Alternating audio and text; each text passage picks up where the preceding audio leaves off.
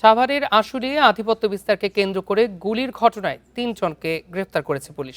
এ সময় একটি বিদেশি পিস্তল, একটি ম্যাগাজিন ও 5 রাউন্ড গুলি উদ্ধার করা হয়।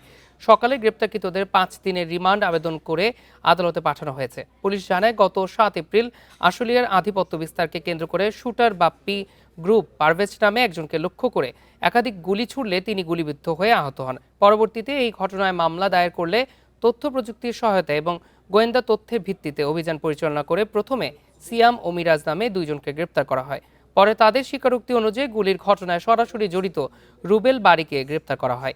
এই ঘটনায় জড়িত বাকি আসামিদের গ্রেপ্তারে অভিযান চলছে।